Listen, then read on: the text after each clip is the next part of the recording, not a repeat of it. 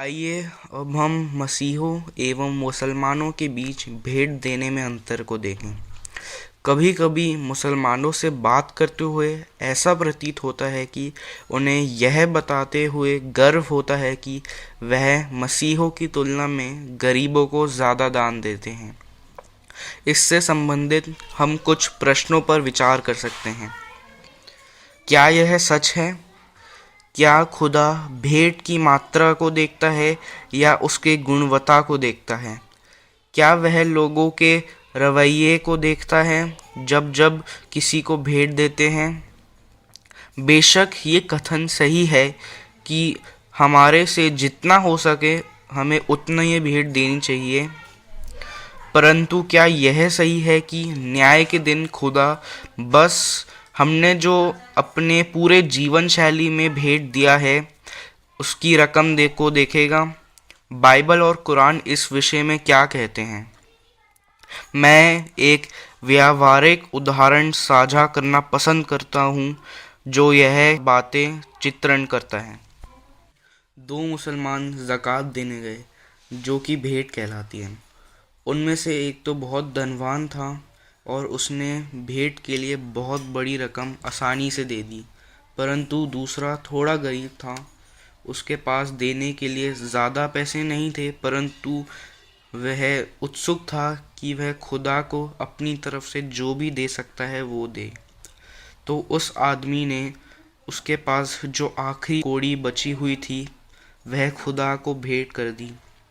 यहाँ जो प्रश्न जो हम देख सकते हैं वह ये है कि किसने खुदा को ज़्यादा भेंट दी। बेशक खुदा के नज़रिए में गरीब व्यक्ति ने अमीर व्यक्ति से ज़्यादा दिया है, क्योंकि उसने जो उसके पास था खुदा को भेंट दे दिया। अमीर व्यक्ति ने अपनी सारी दौलत का बस थोड़ा सा हिस्सा खुदा को दिया। यह कहानी बहुत मिलती जुलती है बाइबल के एक कहानी से जो कि लिखा गया है लूका के द्वारा, उसके 21वें अध्याय में उसका 1 से 4 वचन। फिर उसने आँख उठाकर धनवानों को अपना अपना दान भंडार में डालते देखा, और उसने एक कंगाल विधवा को भी उसमें 2 दमड़ियाँ डालते देखा। तब उसने कहा, मैं तुमसे सच कहता हूँ कि इस कंगाल विधवा ने सबसे बढ़कर डाला है, क्योंकि उन सब ने अपनी अपनी बढ़ती में से दान में कुछ डाला है, परंतु इसने अपनी घटी में अपनी सारी जीविका। आइए अब हम मसीहों का भेंट देने के लिए उसका विश्वास को देखते हैं। बाइबल में भेंट के विषय में सबसे पहले देख सकते हैं जब इब्राहिम ने मल्कीजेदेक को दशवांश दिया था। उत्पत्ति उसका 14वां अध्याय और उसका 20वां वचन यूँ कहता है, और धन्य है परम प्रधान खुदा जिसने तेरे द्रोहियों। तब इब्राहिम ने उसको सब का दशवांश दिया। यह दान उस व्यक्ति को जो कि लोगों के भीड़ में सुसमाचार प्रचार करता था। बाइबल सही मकसद एवं स्वेच्छा से देने के लिए प्रोत्साहित करती है। ऐसी भेंट न ही सिर्फ प्राप्तकर्ता को आशीष वरन देने वाले को भी आशीषित करती है। कृपया नीति वचन उसका 11वां अध्याय और उसका 25वां वचन और लूका रची सुसमाचार उसका 6वां अध्याय और उसका 38वां वचन पढ़ें। प्रेरितों के काम उसका 20वां अध्याय और 35वें वचन में यह लिखा है कि खुदा कहता है कि भेंट प्राप्त करने से ज़्यादा खुशी भेंट देने में है। जब इसे स्वेच्छा से किया जाता है तो यह फ़ायदेमंद होता है। दूसरा कुरिन्थियों उसका 9वां अध्याय और 7वां वचन यह कहता है कि जिस व्यक्ति के मन में जैसा है वैसे ही वे दान दे। हर एक जन जैसा मन में ठाने वैसा ही दान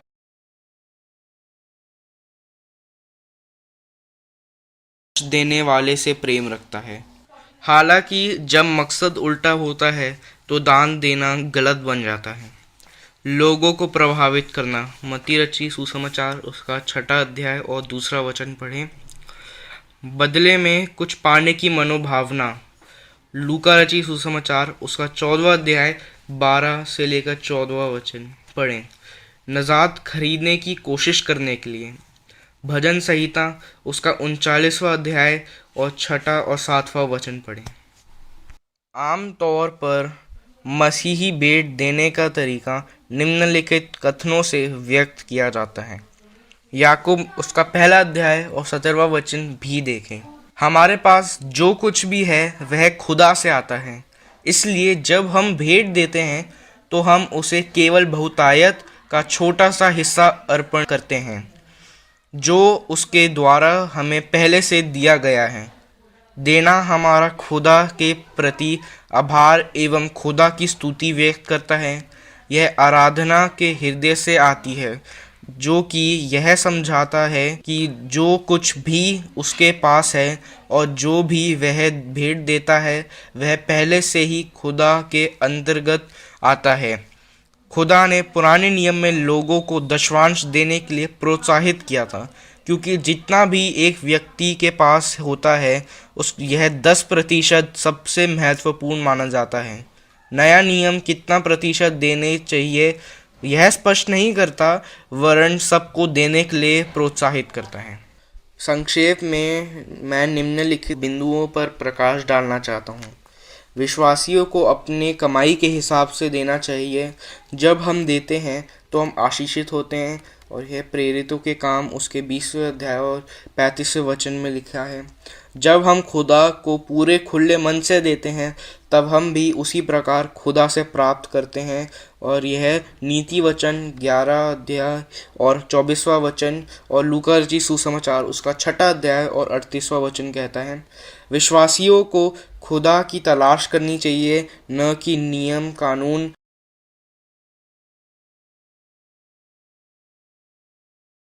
हमारे भेंट का मूल्य इस बात से निर्धारित नहीं होता है कि हम कितना देते हैं, लेकिन हम कैसे देते हैं। और यह बात मरकुस उसका 12:41 से 44 में लिखी है। खुदा हमारे भेंट को व्यक्तियों की तुलना से ज़्यादा महत्व देता है।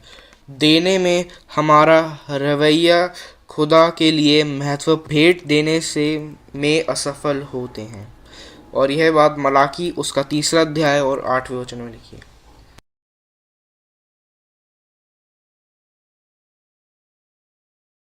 में असफल होते हैं।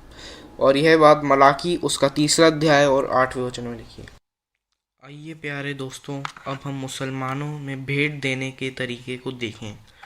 धार्मिक कर, भिक्षा देना, ज़कात, सूरा उसका 2 अध्याय और 177वां वचन। मुसलमानों का धार्मिक कर आंशिक रूप से गरीबों के लिए नियुक्त किया गया है। दान देना इस्लाम के 5 स्तंभों में से एक है, और इस भिक्षा देने को इस्लाम में ज़कात कहा जाता है। यह अरबी भाषा से निकला है, जिसका अर्थ है शुद्ध करना एवं बढ़ना। कुरान देने पर जोर देता है। सूरस उसका 2 अध्याय उसका 271वां वचन से लेकर 273वां वचन। सूरस उसका 91 अध्याय 5वें वचन से लेकर 11वां वचन। लेकिन रकम के बारे में कोई विस्तृत बयान नहीं देता। यह परिवार के पुरुष मुखिया की दौलत व वार्षिक आयु पर निर्भर करता है।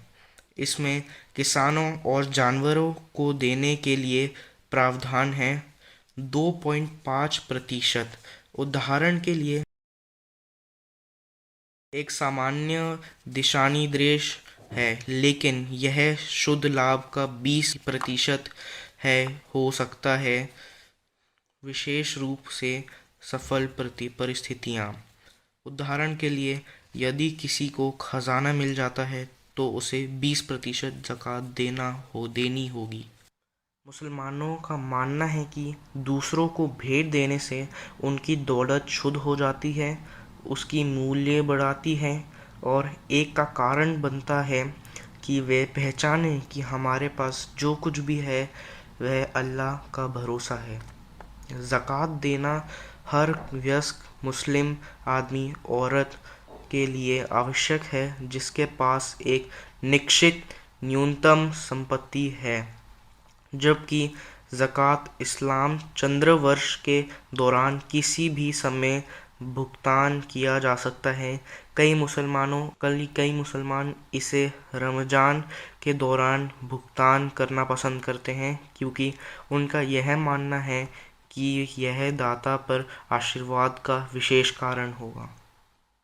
मैं एक व्यावहारिक उदाहरण साझा करना चाहता हूँ जो मसीही धर्म और इस्लाम में अंतर को दर्शाता है। मैंने इस कहानी को अलग अलग मुसलमानों से सुना है, और जैसा कि मैंने महसूस किया कि वे उस अल्लाह के बारे में गर्व करते हैं जो बहुत दयालु प्रकट होता है। एक मुस्लिम गांव में एक बड़ा दुष्ट मुस्लिम रहता था, और सारे गांव वाले उसे जानते थे। उसका बचपन डकैती से जुड़ा हुआ था, और उसने अपने पूरे जीवन शैली में कई गुनाह किए।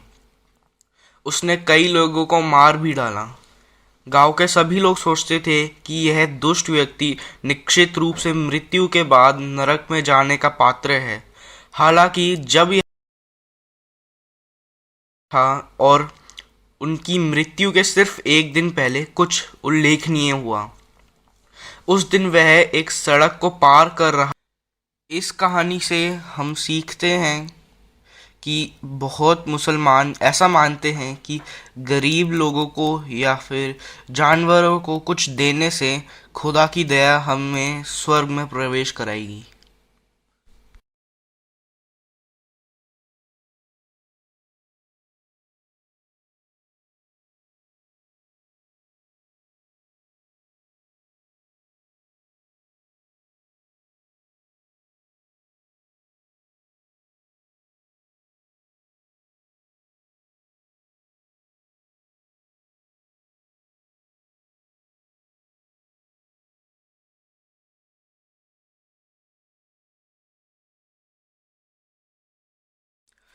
अंत में मैं उन सभी बिंदुओं के अलावा जिनका मैंने ऊपर उल्लेख किया है, मैं मुख्य बुनियादी अंतर पर जोर देना पसंद करूंगा, जो कि भिक्षा दो श्रद्धा के भीतर की जाती है, जो बहुत महत्व।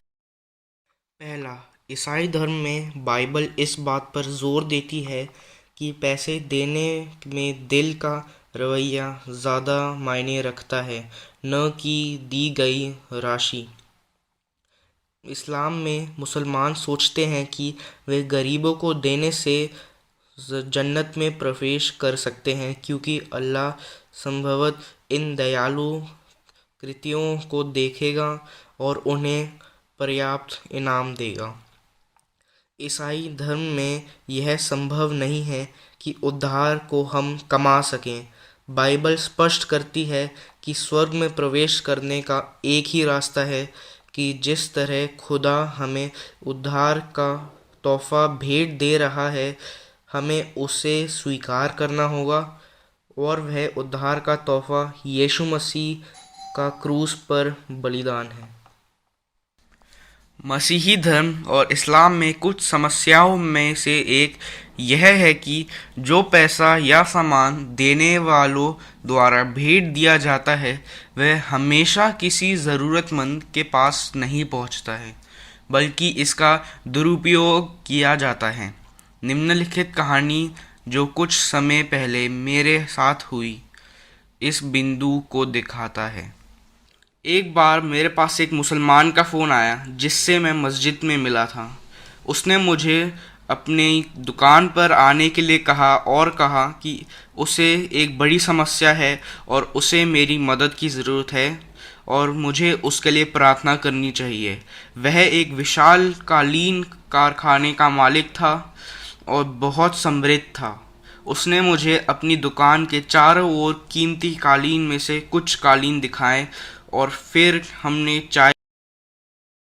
और थोड़ी देर बाद मैंने उससे पूछा कि उसकी समस्या क्या है, कि उसने मुझे उसके लिए प्रार्थना करने के लिए बुलाया।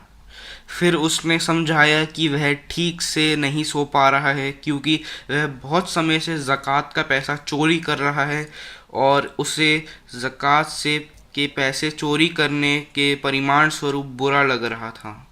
वह कई वर्षों से 5 मस्जिदों के ज़कात का कलेक्टर था, और चुपके से एक बड़ा हिस्सा ले लेता था और उसे अपने व्यवसाय में लगा देता था। इस मुसलमान ने मुझसे कहा कि मैं इसके लिए प्रार्थना करूं ताकि ये अच्छे से नींद ले सकें। अगर आप मेरी जगह होते तो क्या करते? आप इस मुसलमान व्यापारी को कैसे उत्तर देते? आइए देखते हैं मैंने क्या किया। मैंने उसके साथ जकरिया कर संग्राहक की कहानी बांटी, जो कि बाइबल में लूका उसका 19वां अध्याय पहले से 10 वचन में लिखी है। और मैंने उस मुसलमान को बोला कि ये एकदम जकरिया की तरह करे और एक मात्र खुदा के सामने गिड़गिड़ाए और प्रार्थना करे। मैंने उसे बाइबल में से उद्धार की कहानी सुनाई। मैंने उसे एक बाइबल भी दी क्योंकि उसने मुझे उसके लिए प्रार्थना करने के लिए बोला था। तो मैंने उसके लिए प्रार्थना भी करी कि वह सत्य खुदा को खोज पाए, उसे सत्य शांति मिले ताकि वह फिर से पहले की तरह अच्छी नींद ले सके। प्रिय मित्रों, अब आपकी क्या प्रतिक्रिया है? क्या मैंने अंतर स्पष्ट कर दिया है? जो भी मेरे द्वारा कहा गया है इसके बारे में आपके कोई प्रश्न हैं? क्या आपको और चर्चाएं करनी हैं? मैं व्यक्तिगत रूप से मानता हूँ कि मसीही आस्था सत्य है। मुझे यह भी विश्वास है कि मसीही प्रार्थना करने का तरीका, जैसा कि यीशु ने हमें बताया, सही तरीका है।